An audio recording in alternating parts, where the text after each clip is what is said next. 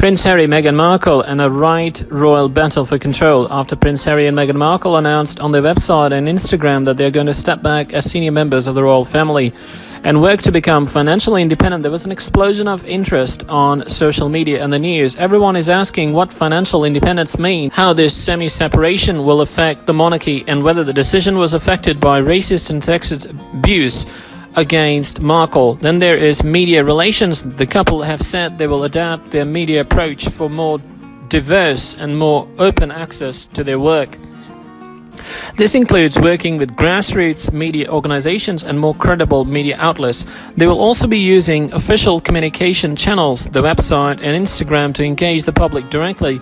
Most notably, they will no longer participate in the royal rota system that determines which journalists can cover royal events in person. Mostly royal correspondents from particular UK media outlets, including the Daily Mail, the Times and the Sun. It all amounts to a clear attempt to take more control how they are portrayed by the media, though they are arguably underestimating what is already in place. The royal family need the media to function. They need to share their initiatives, patronages and philanthropic projects to appear to be doing good. This is, as I argue in my forthcoming book, a key mechanism through which to produce public consent for the monarchy. They know this despite serious recent missteps. Prince Andrew's disastrous Newsnight interview, for example. The monarchy runs a very sophisticated PR program.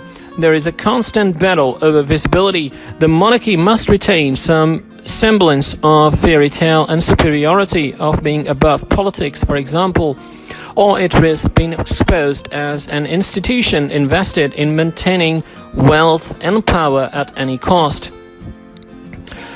Therefore, visibility has to be tightly state-managed, as political constitutionalist Walter Begert famously wrote, "We must not let in daylight upon magic."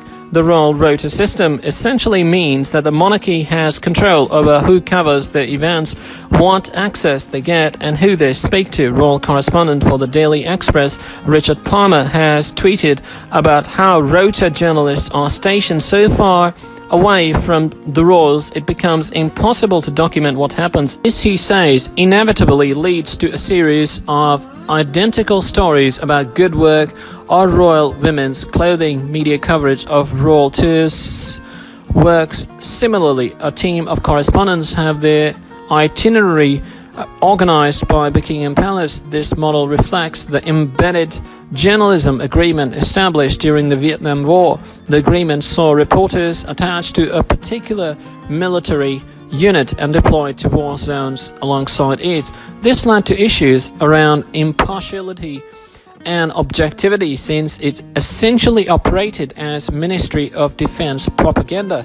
Not that any mainstream UK news outlets is sufficiently critical about the monarchy anyway, particularly in terms of wealth inequality, racial inequality, or neo-colonialism. But by controlling access, the royals remove a vital opportunity for scrutiny. In view of this, Harry and Meghan's intention to step away from it is remarkable. This is not to dismiss the racist and sexist abuse that Meghan Markle has faced at points by certain right-wing media outlets. These range from articles littered with coded language that called her exotic to others that said outright she was straight outta Compton and from a gang-scarred home.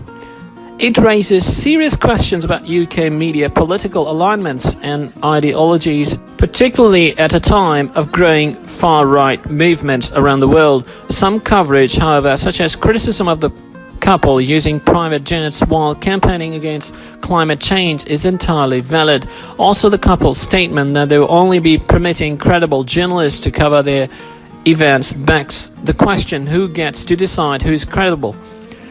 The National Union of Journalists has said this is an attempt to prevent the media from functioning and compromises the ability of journalists to do their jobs, which is completely unacceptable.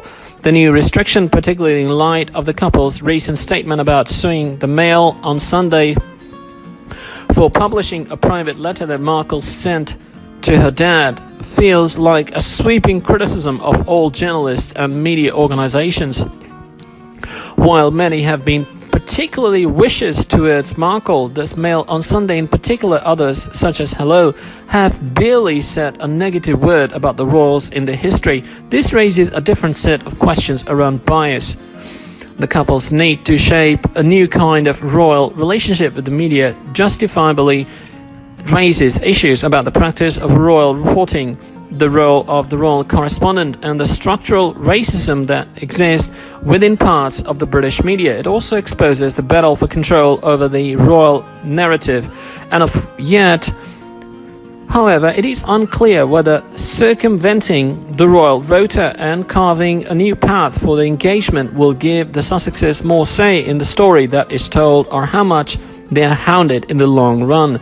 As the news settles, it seems things are just the same as they have always been.